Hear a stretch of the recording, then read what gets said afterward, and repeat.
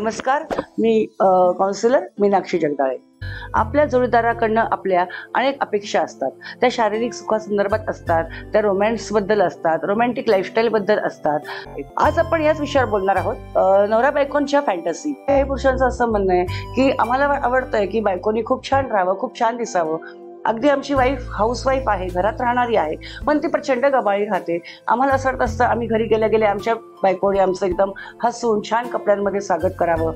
ती घरातच असते, मग काय प्रॉब्लेम आहे? तिने आम्हाला जवळ घ्यावं किंवा आम्ही तिला जवळ घेतलं तर तिने रिस्पॉन्स द्यावा. पण हे कधीच होत नाही. कायम घरी गेल्यावर ती कुठली तरी कामात असते किंवा तिचा अवतार एकदम गबाळा असतो आणि आम्ही ज्या एका वेगळ्या मूडनी घरी जातो किंवा कधीतरी लवकर घरी आलोय किंवा आज संध्याकाळी फक्त बायको आणि आपण घरी आहोत, तर कुठल्याही गोष्टीला प्रणय करायला, रोमांस करायला का काळ वेळच पाहिजे असं काही नाहीये. आमचा मूड असताना आमची पत्नी आम्हाला रिस्पॉन्स देत नाही आणि त्यामुळे दरवेळेला आम्हाला डिसमूड व्हावं लागतं आणि ह्या अशा प्रकारे आमच्या वैवाहिक आयुष्यामध्ये प्रॉब्लेम येतात. अजून काही पुरुषांचं असं म्हणणं आहे की पत्नी ही मुलांकडे जास्त लक्ष देत असल्यामुळे आमच्याकडे लक्ष देत नाहीये. एका ठराविक वयानंतर मुलांना पण ही जाणीव करून द्या की आई वडिलांना प्रायव्हसी लागते. दरवेळेला तुम्ही जर मुलांना अंगावर राहण्याची सवय केली, दरवेळेला तुम्ही मुलांच्या प्रती खूप जास्त त्यांना जवळ ठेवण्याचा प्रयत्न केला तर ऑटोमॅटिकली नवरा बायकोंचं नातं लांब निघत जातं.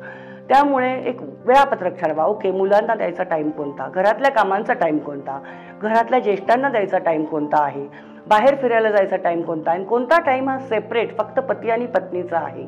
पती पत्नीच्या नात्यात ताजेपणा हा जर शेवटपर्यंत टिकला, तोच नाविन्य, तेच एकमेकांप्रती असलेलं शारीरिक ओढ, आकर्षण हे टिकून जर ठेवायचं असेल तर छोट्या छोट्या गोष्टी आहेत ज्या आपण अंमलात आणल्या, आपण जर त्या विचार तशा केला गांभीर्याने, तर आपलं वैवाहिक आयुष्य नक्कीच आनंददायी होईल.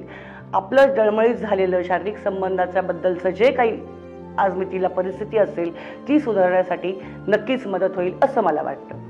पती पत्नींनी स्वतःच्या शरीराची, आरोग्याची काळजी घेणं देखील अतिशय आवश्यक आहे. अनेकदा पत्नीला वाटतं की एक ठराविक वय झालंय, मुलं मोठी झाली आहेत, आता मला स्वतःकडे बघायची, स्वतःला सुंदर दिसायची, नटायची, छान राहण्याची, ब्युटी पार्लरला जाण्याची, स्वतःच्या केसांची काळजी घेण्याची, स्किनची काळजी घेण्याची काही गरज नाही. झाला संसार मार्गी लागलाय.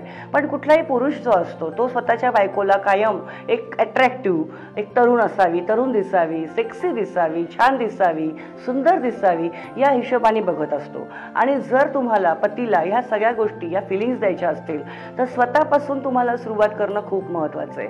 अनेक महिला स्वतःच्या सौंदर्याकडे दुर्लक्ष करतात, स्वतःच्या हेल्थकडे दुर्लक्ष करतात आणि त्यामुळे मग आता स्वतःचीच हेल्थ नीट नसल्यामुळे किंवा स्वतःचाच तो मूड सगळा असा डाऊन झालेला असल्यामुळे पतीला नकार देतात. त्यामुळे महिलांनी देखील स्वतःला कायम स्वच्छ ठेवणं, सुंदर ठेवणं, होईल त्या प्रमाणामध्ये सगळ्या हायजीनच्या सवयी स्वतःला लावून घेणं हे खूप महत्त्वाचं आहे. दुसरी एक गोष्ट आहे की स्वतः तुम्ही सुंदर आहात, सुंदर दिसताय, सुंदर राहताय, पण तुम्ही ज्या घरात राहता, ज्या वातावरणात तुम्ही झोपताय, ज्या वातावरणात तुम्ही एकत्र दिवस किंवा रात्र घालवताय, तिथलं वातावरण सुद्धा तसंच रोमॅन्टिक, प्रसन्न, छान असं असायला हवं. तुमची बेडरूम तुम्ही कशी ठेवता हा देखील याच्यामध्ये खूप मोठा पार्ट आहे. अनेक जण ज्या प्रकारे अडचणीमध्ये झोपतात, बेडशीट्स बदललेले नसतात, घराची रूम जी पती पत्नींसाठी आहे ती अक्षरशः एखाद्या अडगळीच्या खोलीसारखी असते आणि ह्या सगळ्या गोष्टींमध्ये कुठेही मनामध्ये रोमॅन्टिक विचार येणं, छान विचार येणं, प्लिझंट वाटणं हे होत नाही.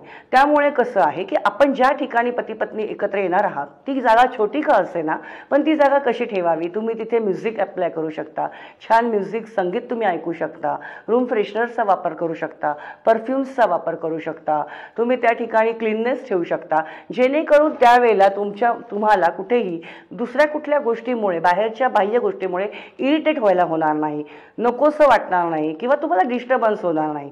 अशी आपल्या बेडरूमची रचना देखील असावी. याच्यामध्ये पतीचा पण सहयोग आणि सहकार्य खूप महत्त्वाचं आहे, कारण हे सगळं जे आहे हे कम्प्लिटली एकमेकांवर अवलंबून असलेलं आहे. एकमेकांबद्दल काही गैरसमज झाले असतील तर ताबडतोब ते दूर करत चला. एकमेकांशी प्रत्येक विषयावर बोलत चला. आपल्या रूमच्या इंटिरियरपासून तर मी काय घातलेलं माझ्या पतीला आवडेल, पतीची अपेक्षा असते माझ्या पत्नीने रोमॅन्टिक कपडे घालावेत, अट्रॅक्टिव्ह कपडे घालावेत, माझ्यासमोर निदान एकांतामध्ये तिने अशा प्रकारचा कॉस्ट्युम कॅरी करावा, तर पत्नीला हरकत नाहीये एकांतामध्ये पतीला खुश करण्यासाठी किंवा पतीची मर्जी राखण्यासाठी असं काही घालणं, काही नवीन त्याने जर आणलं तर ते ट्राय करणं, कारण ह्या गोष्टी दोघांमध्येच राहणार आहेत. त्यामुळे पतीला जर त्याच्यापासून काही मोटिवेशन मिळत असेल, त्याला जर आनंद होत असेल किंवा पत्नीच्या काही अपेक्षा असतील पतीकडनं, तर ह्या तुम्ही नक्कीच पूर्ण करा, जेणेकरून तुमचं वैवाहिक आयुष्य जे एका मोठ्या प्लॅटफॉर्मवर डिपेंड आहे, जे म्हणजे तुमचे शारीरिक लैंगिक संबंध, ते सुदृढ व्हायला, कायमस्वरूपी टिकायला आणि अजून आनंददायी व्हायला निश्चितच मदत होईल. बायकांचं असं म्हणणं आहे की पती कायम बाहेर जाताना एखाद्या अगदी हॉटेलमध्ये जर जायचं असेल तर दरवेळेला घरातले सगळे सदस्य, मुलं बाळं सगळे सोबत घेऊन जातो. प्रत्येक आमची पिकनिक ही फॅमिली पिकनिक असते. मग असं कधी होऊ शकत नाही का की फक्त आम्ही दोघंच फिरायला गेलो, फक्त आम्ही दोघंच हॉटेलला गेलो किंवा आम्ही दोघांनीच एकमेकांना पर्सनल वेळ दिला. अनेक नवरा बायकोंच्या मध्ये होणारे वाद आणि त्यातून निर्माण होणारे विवाहबाह्य संबंध, याचं जर आपण मूळ कारण शोधलं तर ते ओरिजिनली जे पती पत्नी आहेत त्यांच्या नात्यामध्ये आलेला दुरावा हेच असल्याचं जाणवतं.